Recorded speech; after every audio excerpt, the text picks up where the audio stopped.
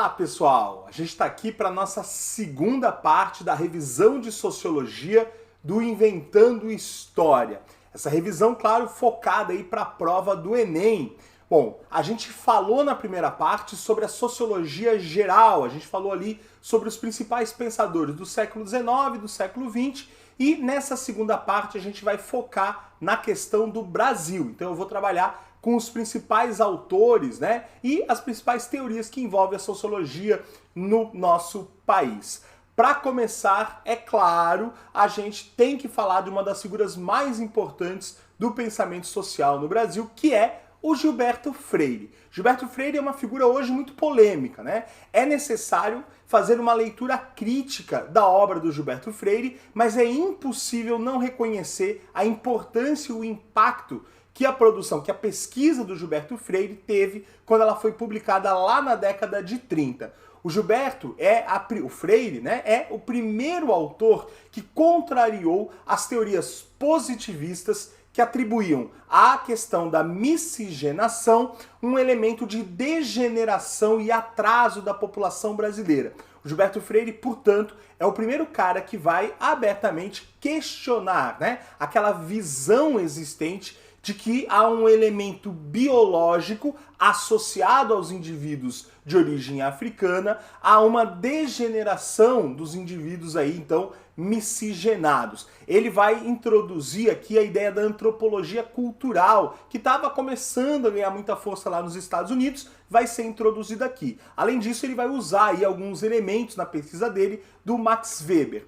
O Freire, portanto, tem a coragem de romper com um padrão de pensamento que era dominante, tanto fora quanto dentro do Brasil, né? Figuras como Nina Rodrigues, por exemplo, aqui, que defendiam ideais eugênicos, né, e de pureza racial. O Freire, portanto, tem aí uma importância ao se colocar, né, nesse campo contrário a essa visão determinista associada a um pensamento que atribui, então, a vetores, né, elementos biológicos aí, a condição X ou Y associada a um determinado povo, a uma determinada sociedade. Então ele vai se apresentar aí como um indivíduo que contribui para combater as chamadas teorias racialistas do século XIX, aquelas que justificaram lá todo aquele processo que a gente falou nos nossos vídeos lá da playlist Inventando História no Enem, do imperialismo, por exemplo, né? Então, aquela justificativa do fardo do homem branco, aquelas ideias da superioridade, do darwinismo social, vão ser questionadas aí pelo pensamento do Gilberto Freire, né? Então ele se coloca contra os preceitos daquilo que posteriormente se comprova de fato ser uma pseudociência, ou seja, uma ciência falsa, né? Essas ideias elas eram muito fortes no século XIX e depois construíram todo um ideal eugenista que também tinha muita força, especialmente nas décadas de 20 e 30 e que nos anos 30 vão estar muito associados aos movimentos totalitários lá da Europa, né? Então, ideais, por exemplo, associados ao nazismo. O Gilberto Freire, né, ele questiona, portanto, esses elementos e por isso ele se torna uma figura muito conhecida e que tem sua obra traduzida para diversos países, em diversas línguas, espalhada aí pelo mundo, sendo um dos intelectuais brasileiros mais conhecidos fora do nosso país. Na sua principal obra, Casa Grande e Senzala, ele se dedica a analisar a família brasileira, né, a família lá do período colonial. E a partir daí ele introduz uma discussão que é também muito importante, que é a questão da família patriarcal, né? A questão do patriarcalismo no Brasil é um dos elementos discutidos pelo Freire. A polêmica, por outro lado, fica por conta de como ele lê as relações sociais, né? A subjetividade dessas relações sociais na pesquisa dele, né? Ele vai estabelecer uma noção de que no Brasil as relações raciais se davam de uma maneira harmoniosa, né? Ou seja, o Gilberto Freire, ele de certa maneira, né, apesar de ele apontar a existência das violências, da dominação, ele acaba, né, naturalizando e muitas vezes até em alguns aspectos romantizando a relação entre os brancos e os seus cativos, né, os seus escravizados de origem negra, acaba de certa maneira diminuindo aí, né, ou escondendo as tensões sociais existentes nas diversas relações. O Gilberto Freire fala da perspectiva, né, de uma certa plasticidade dos brasileiros, herdada dos portugueses, que teria constituído então essas relações de caráter aí harmonioso, como ele mesmo coloca. A partir dessas ideias postas por Gilberto Freire, outros autores vão construir uma interpretação que passa a falar na existência de uma democracia racial no Brasil. Vai chamar muita atenção o fato de um dos países com o maior número de indivíduos escravizados ao longo da sua história, né, ter, de certa maneira, se apresentar como se tivesse resolvido as suas tensões raciais. Só mais tarde, com uma outra pesquisa que a gente associa a um segundo importante nome da sociologia brasileira, que é o Florestan Fernandes, é que se percebe que essa perspectiva do Freire não era correta, né? E que, portanto, a ideia de uma democracia racial não passava de um mito. Agora, cuidado, o Freire nunca usou essa expressão especificamente, democracia racial. Ele até fala em democracia social, ele insinua essas relações, mas ele não usa a expressão. Essa expressão é atribuída a um outro autor estrangeiro ao fazer justamente a leitura do Gilberto Freire. Por isso associamos ao Gilberto Freire o mito da democracia racial. Como eu falei, essa lógica ela é depois desmontada pelo Florestan Fernandes, que é o segundo nome que eu vou trazer aqui para vocês. Eu vou dar um salto temporal, porque o Florestan já é depois, né, em outro momento. A publicação do Freire é na década de 30, o Florestan vai participar de uma pesquisa nos anos 50. O professor Florestan Fernandes era, na época ainda, né, um estudante, que vai ser convidado a participar de uma grande pesquisa envolvendo aí um antropólogo que era o Roger Bastide, uma pesquisa encomendada pela Unesco justamente para tentar identificar quais eram então os elementos, né, fundamentais para se chegar nessa solução da democracia racial apresentada pelo Freire. O estudo, então, buscava mapear as distinções entre o preconceito racial existente nos Estados Unidos e aqui no Brasil, e essa pesquisa, no nosso caso, a parte que o Florestan participa aí é em São Paulo. Mais tarde ele amplia essa pesquisa já na condição de um grande professor, de um grande pesquisador que era, né, e estende o mesmo tipo de pesquisa para outras cidades do Brasil. Um detalhe interessante, entre os que ajudaram nessa pesquisa posterior, estavam aquele que mais tarde seria até chamado de príncipe da sociologia brasileira, o Fernando Henrique Cardoso, que na década de 90 foi presidente do país por 2 mandatos consecutivos. Ela foi próximo durante um tempo com o Florestan. Aliás, falando em política, o Florestan era um grande militante político, mas sempre pelo campo da esquerda e sempre defendendo o ideal de uma revolução brasileira, uma revolução de fato no Brasil que transformasse a realidade social do nosso país. Voltando para a pesquisa do Florestan, junto com o professor Bastide, essa pesquisa percebeu que não havia democracia alguma, de que sim, o Brasil era de fato um país racista, portanto um país marcado pelo preconceito racial, né? Então, eles desmontam ali nos anos 50 já, ou seja, 2 décadas depois, já está desmontada a tese, né, da democracia racial, que vai começar a ser, né, alimentada lá pela ideia do Gilberto Freire. Essa noção, entretanto, de uma democracia racial, ela serve tão bem à elite brasileira que, mesmo a gente tendo já o desmonte dessas ideias apenas 20 anos depois, nos anos 50, né? Então, vejam você, já faz 70 anos, continua existindo no Brasil aqueles que defendem os princípios de que o país vive, né, uma democracia racial, né? Então, isso não condiz com aquilo que é percebido pela pesquisa sociológica do professor Florestan Fernandes, né? Pelo contrário, percebe-se que o país guardava então uma desigualdade marcada por profundas, né, raízes com a escravidão. Então, na fala do próprio Florestan, na escrita do próprio Florestan, ele fala o seguinte: o Brasil só será uma realidade, a democracia só será uma realidade quando houver de fato igualdade racial no Brasil e o negro não sofrer nenhuma espécie de discriminação e de preconceito, de estigmatização e de segregação, seja em termos de classe, seja em termos de raça, né? Ou seja, essa democracia ainda está por vir, ela ainda não existe, nem a racial, nem a democracia de fato, né? Então, porque não há como você ter uma democracia se parte dos indivíduos que fazem parte desse contexto não gozam na plenitude aí dos seus direitos, né?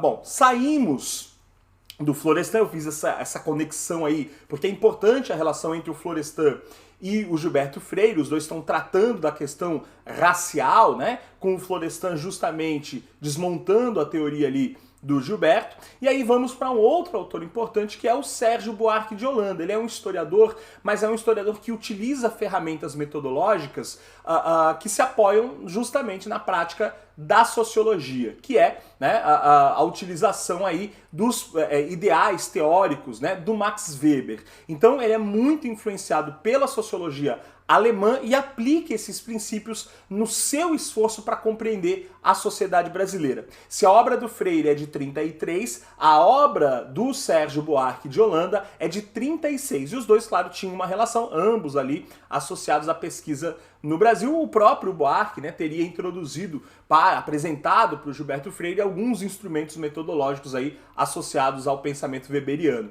A principal obra do Sérgio Buarque de Holanda é, claro, Raízes do Brasil, publicada, como eu falei, em 1936, e é nessa obra que ele vai apresentar pra gente o ideal do homem cordial associado à questão do patrimonialismo brasileiro. Então vejam, né? O Gilberto Freire vai falar do patriarcalismo e o Sérgio vai falar do patrimonialismo.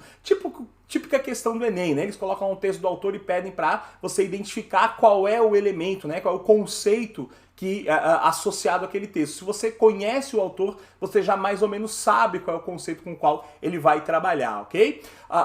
Ele apresenta pra gente também a distinção entre o que ele vai chamar de ética da aventura e ética do trabalho.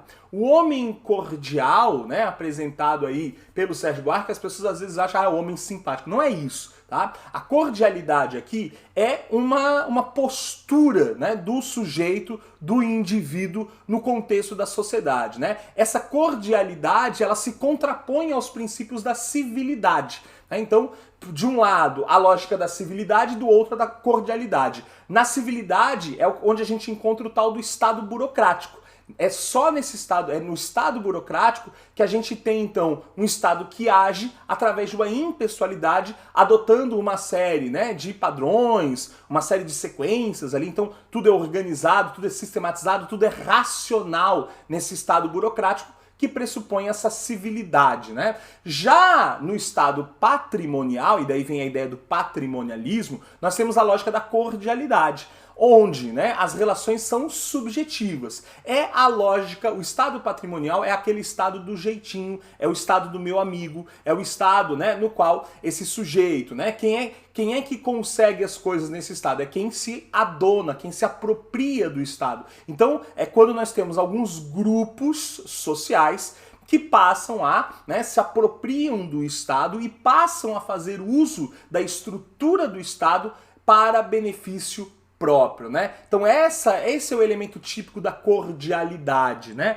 A cordialidade, o homem cordial é o homem do jeitinho, é o homem do pequeno acordo, né? É o homem da relação ali personalista, né? Então que não deveria, o Estado não deveria ter essa relação personalista. Vejam que ele parte lá justamente, né, do pensamento alemão, né? Onde tem essa coisa de uma impessoalidade, né? A relação ela se dá no âmbito institucional, civilizado, portanto. Né? E aí essa confusão, esse patrimonialismo apresenta pra gente uma confusão muito comum no Brasil, que é a confusão entre aquilo que é público e aquilo que é privado, né? Então os entes ou os agentes privados, né, os indivíduos que detêm algum tipo de poder por posição social, por indicação, por poder político, por poder econômico, etc., e que confundem-se ali, né, no espaço público, fazem uso, então, né, daquilo que é público, né, das instituições, se beneficiando, né? É o cara que lá para conseguir uma aprovação na prefeitura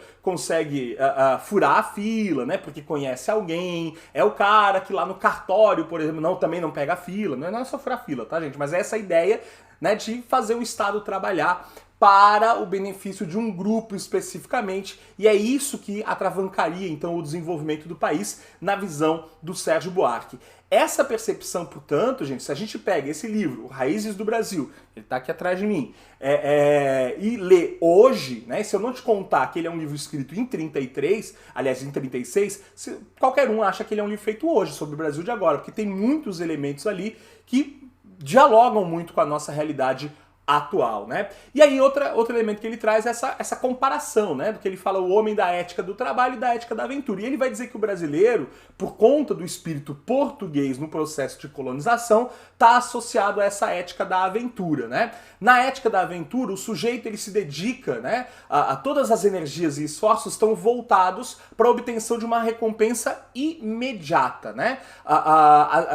Para o aventureiro, toda e qualquer energia, né, que vise estabilidade, paz, segurança pessoal, esforços e perspectivas, né, de rápido proveito material passam a ser vistos, né, como perniciosos, né, como viciosos, como desprezíveis, né? Então ele valoriza essa ideia do ganho imediato, né, ganho extrativo ali, por exemplo. Já a ética do trabalho é o oposto, quer dizer, um critica o outro, cada um critica o outro lado, né? O indivíduo do tipo trabalhador, não é o aventureiro, né? Ele atribui um valor moral positivo às ações, né? A que ele sente ânimo aí em praticar, né? E que são para eles, né? E vê para ele como inversamente imorais aí, né, e detestáveis aquelas qualidades do aventureiro, né? Então a audácia, a imprudência e responsabilidade que é atribuído então a essa ética do aventureiro, a ética da aventura aí são vistos como instáveis, vagabundos, né? Então uma ética do trabalho que centra ali, né, numa ação, num esforço, né, para o ganho, e o outro ali que vai tentar esse ganho mais rápido, mais imediato, sem tanta estabilidade. Bom, saímos do Raízes do Brasil, né? Deixamos aí o Sérgio de lado para pensar um pouquinho, falar um pouquinho sobre o Caio Prado Júnior, né? Eu quero chamar a atenção para duas obras. A primeira, a Formação do Brasil Contemporâneo, que está colocada, que a gente vai centrar, mas tem uma outra obra que é interessante, que é a História Econômica do Brasil, que é um livro posterior, que é a base de como a gente aprende a história do Brasil até hoje, né? Então, a partir dos ciclos econômicos, essa ideia. Isso já está evidente lá na Formação do Brasil Contemporâneo, quando ele então adota aí, né, a lógica da dialética e do materialismo histórico como categorias para analisar a história do Brasil. A gente diz então que o Caio Prado ele é o primeiro autor a utilizar ferramentas metodológicas marxistas para estudar a sociedade brasileira, para compreender a realidade brasileira. Quando a gente fala que ele faz uso, né, do materialismo histórico, ele está então compreendendo, né, a nossa realidade a partir das demandas materiais dessa realidade. É por isso que a gente fala na história do Brasil em uma sociedade do açúcar, uma sociedade do ouro, ou seja, as sociedades que se desenvolveram, né, e que se estruturaram no entorno das demandas materiais, né? E aí entra, né, a lógica dialética e esse materialismo histórico. No livro Formação do Brasil Contemporâneo, o primeiro capítulo se chama O Sentido da Colonização. Essa é outra contribuição importante do Caio Prado na compreensão aí da estrutura, né, e do processo mesmo de formação do Brasil. Nesse capítulo, né, que é o capítulo de abertura, ele acaba criando ali uma categoria de análise, né, na qual ele tenta entender qual é então esse sentido, né, do processo de colonização. A primeira coisa que ele chama a atenção é o fato de que não dá para pensar a colonização do Brasil fechada em si mesma, né? Aliás, não dá para pensar a colonização da América de maneira isolada. É preciso compreender, né, que há uma relação de interdependência constante. Então, o processo de colonização das Américas se dá dentro de um contexto maior, que é o contexto das grandes navegações, que por sua vez se dá dentro de um contexto ainda maior, que é o contexto do mercantilismo europeu, por exemplo. Então todas essas perspectivas precisam ser percebidas aí, né? Então, e interrelacionadas. Ele fala de um cipoal, né, que o historiador tem que colocar num certo sentido aí para compreender as ações ao longo do tempo, né? O sentido dessa colonização, então, é organizar a produção, e essa produção ela sempre é organizada voltada para um mercado externo. Portanto, a produção é voltada para fora.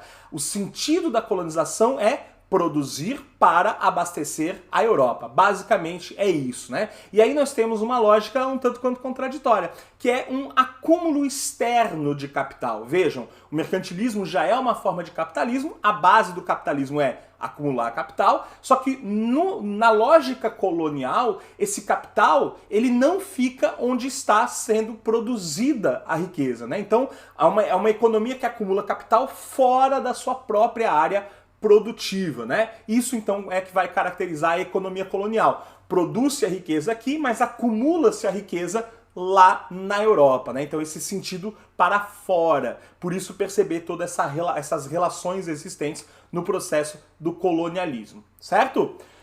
Bom, já que a gente está falando de Brasil e já que a gente está falando de Enem, no Enem o tema da cidadania fortíssimo, né? Sempre presente, tanto é que a gente está batendo nessa tecla aí o tempo inteiro nos nossos vídeos de revisão aqui. E aí, claro, quando eu penso no exercício da cidadania no Brasil, uma das formas de eu entender esse processo é olhando para como a evolução, né, do direito se deu no país a partir das nossas constituições. O Brasil teve, ao longo da sua história, 7 constituições. E olha que a primeira delas só vai aparecer lá no período imperial, né? E a maior parte da nossa história é período colonial. São 3 séculos de colônia praticamente, né? Então, nos últimos 2 séculos aí a gente teve 7 constituições basicamente, né? 2 séculos e um pouquinho aí, vamos dar uma folga, né? Vai dar 2 séculos agora. Então a nossa primeira Constituição, ela é lá do início do século XIX, 1824, é a Constituição do Império, né? O período imperial, primeiro reinado, como a gente chama, e que ficou conhecida como Constituição da Mandioca. Percebam o seguinte, um dos aspectos do exercício da cidadania está associado, a gente vai falar de todos eles no finalzinho dessa aula, mas um dos aspectos está associado aí à participação política. A Constituição da Mandioca promove uma participação política bastante restrita, o que significa que a cidadania no período imperial também era restrita, né?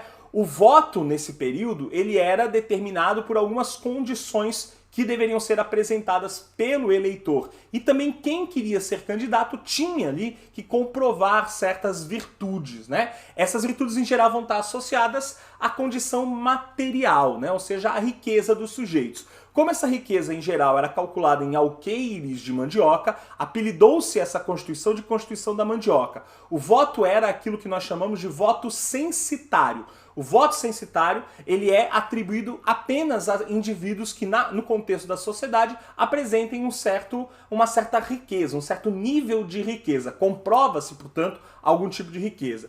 A primeira Constituição, portanto, tem voto censitário, só votavam, então, homens que comprovassem uma renda. Para ser votado, a renda comprovada tinha que ser ainda maior, né? Então havia aí alguns processos que mantinham, né, grupos menos privilegiados sempre apenas, no máximo, como eleitores, né? Sendo que os votados aí tinham que ser um pouco mais ricos. Votavam os homens livres, consequentemente, né, os homens brancos, católicos, é que podiam exercer esse direito ao voto. Essa Constituição ela foi outorgada, essa é uma palavra também importante para quem vai fazer Enem. Palavras, né, são fundamentais porque elas mudam completamente certos sentidos. Outorgada significa que ela foi imposta, né, de que um indivíduo, né, ou uma instituição fechada ali, né, traz essa Constituição e impõe ela de certa maneira e não se pode questionar, não se discute, não se debate a Carta Constitucional. Ela originalmente estava sendo feita por uma Constituinte que foi fechada e posteriormente, então, ela é imposta pelo imperador. Outra característica da Constituição de 24 é o poder moderador, que justamente atribui a ela esse caráter mais autoritário. O poder moderador permitia que o imperador intervisse nos demais poderes, né? Ele pudesse ali controlar, né, o legislativo, o executivo e o judiciário de algumas formas. Isso dava, então, essa característica bastante autoritária para a Constituição de 24. Com o fim do Império, né, nós temos ali a proclamação da República em 89, é preciso abandonar a Constituição Imperial, temos a transição, então, para a Constituição Republicana. Nossa primeira Constituição Republicana vai ficar pronta em 1891. Ela previa o voto continuando a ser masculino, né? Porém, excluía os analfabetos, assim como na Constituição da Mandioca isso também já era um elemento, né? Mas o analfabeto, só a questão financeira ali já excluía a maior parte da galera, né? Então, os alfabetizados e homens alfabetizados somente é que podem votar. Isso significa, de novo, uma restrição bastante ampla. Se a gente parar para pensar que no final do século XIX, início do século XX, uma parcela muito significativa da população brasileira era analfabeta, né? Além disso, essa Constituição ela é promulgada, ou seja, ela é de fato feita, né, e aprovada por uma Assembleia Constituinte, estabeleceu, né, o sistema federalista e a tripartição de poderes, ou seja, concedeu autonomia aos estados, que inclusive deveriam ter constituições locais, né? O voto era aberto, ou seja, o voto era descoberto, e com isso era possível controlar quem votava em quem. Dei uma olhadinha na nossa aula lá sobre a República Oligárquica, que eu falo disso nesse vídeo, ok? E a questão da tripartição são os três poderes: executivo, legislativo e judiciário. Percebam, desaparece aí então o poder moderador. Além disso, a laicidade é introduzida no Estado brasileiro, a separação entre o Estado e a Igreja, isso porque a primeira Constituição trazia a Igreja como oficial, né? A Igreja Católica como a religião e a Igreja oficial do Brasil. Okay? Em 30, nós temos a ruptura com a República Velha e o início da Era Vargas. Os primeiros 4 anos da Era Vargas não tem Constituição. Inclusive rola uma revolta por uma Constituição, que é a Revolução Constitucionalista de 1932. O voto passa a ser universal, temos aqui uma mudança importante. Em 32 foi feito o primeiro Código Eleitoral brasileiro, então o voto feminino. Antes disso, no final da década de 20, algumas poucas mulheres no Rio Grande do Norte conseguiram na justiça o direito de votar e serem votadas. Mais uma vez, entretanto, apesar de agora trazer o voto universal, feminino e secreto, a Constituição ela excluía os analfabetos, né? Ela é promulgada e estabeleceu ainda as proteções trabalhistas, ou seja, ela aglutinou ali alguns dos direitos trabalhistas que vinham sendo implementados pelo governo do Getúlio Vargas, né? Desde o início ali, desde 1930, e posteriormente isso vai ser organizado lá na consolidação das leis do trabalho. Durante a Era Vargas a gente tem duas constituições, a de 34, que inclusive é inspirada na Constituição Alemã, a Constituição de Weimar, e em 37 a gente tem um golpe de Estado, o Estado Novo, e uma Constituição de caráter autoritário. A Constituição de 37 era chamada de a polaca. Ela é uma Constituição outorgada, assim como a primeira, ou seja, ela foi imposta, né, pelo Getúlio Vargas aí, de caráter autoritário, fechou o poder legislativo, colocou o executivo colocou o judiciário sob o controle do executivo, né, proibia greves e previa até mesmo pena de morte, ok? Então é uma Constituição aí bastante autoritária, condizente com o tipo de regime que o Brasil vai viver de 37 até 45. Aqui não tem voto, né? As pessoas não votam. Aliás, durante os seus 15 anos de Era Vargas, não houve eleição direta do Getúlio. Só em 34 que ele foi eleito, mas ainda assim, apesar da Constituição prever eleições diretas, a primeira foi indireta, foi ela que manteve, aliás, o Getúlio no poder. E aí as nossas três últimas, né? Em 46, aquele chamado período democrático ou período populista, temos uma nova Constituição, já que não dava para ficar lá com a Constituição de 37, que era autoritária. Essa Constituição, então, ela é promulgada, democrática, né? Garantiu o direito de greve, que depois acabou sendo, né, rescindido ali pelo presidente, o direito de voto a todos e, de novo, excluindo os analfabetos. Era uma Constituição muito preocupada com as liberdades individuais, né? Estabeleceu, por exemplo, que a polícia só podia prender indivíduos em flagrante, né? Então, o amplo direito de defesa, né? A inviolabilidade do lar e de correspondência. Essas questões relacionadas aos direitos individuais vão estar muito presentes na Constituição de 46. Entretanto, em 64 nós temos o golpe civil-militar e em 67 a ditadura cria a sua própria Constituição. Isso porque o regime militar brasileiro ele buscava ter um certo ar de normalidade. Para isso, eles vão estabelecer uma Constituição nos moldes que eram considerados adequados pelos próprios militares. Apesar disso, a Constituição de 67 foi pouco utilizada, sendo inclusive bastante modificada por uma reforma que ocorre somente 2 anos depois, em 69. A promulgação ou outorga dessa Constituição é motivo de discussão, tá? Isso porque A Constituição, né, aliás, a lógica para a elaboração de uma Constituição vem com um dos atos institucionais que deu ao presidente poderes para nomear uma comissão com 11 deputados, todos escolhidos por ele, para redigir essa Constituição. Quando o texto ficou pronto, né, e aprovado pelo governo, pelo presidente, eles reabriram o Congresso para que o Congresso apenas votasse a Constituição sem poder discutir. Por isso que se gera essa questão se ela foi outorgada ou promulgada. Há quem diga então que ela é semi-outorgada ou semi-promulgada, né? Vai depender de quem está fazendo a leitura aí, né? De qual a intenção. Mas o fato é que não houve, né, um debate, uma discussão para a gente poder dizer que ela de fato foi promulgada, né? Ela foi de certa maneira imposta, mas naquele esquema que era comum, né, em que a ditadura buscava trazer algum ar, né, de normalidade. Ela previa eleições indiretas para presidente da República e vai enfraquecer o federalismo, ou seja, vai diminuir a autonomia dos estados, né? Além disso, fortalecia, claro, o poder executivo, o poder do presidente. Quando a ditadura acaba, temos o fim, né, do regime ditatorial ali em meados dos anos 80, em 85. Em 86 fica pronta a nova Constituição. A Constituinte é eleita e a nova Constituição, a Assembleia Nacional Constituinte, ela foi liderada pelo deputado Ulisses Guimarães, esse que vocês estão vendo na imagem, aí é o Ulisses com a Constituição na mão. É a nossa atual Constituição, né? A Constituição brasileira, chamada também de A Cidadã. Ela prevê voto universal, todo mundo vota, né? Homem, mulher, maiores.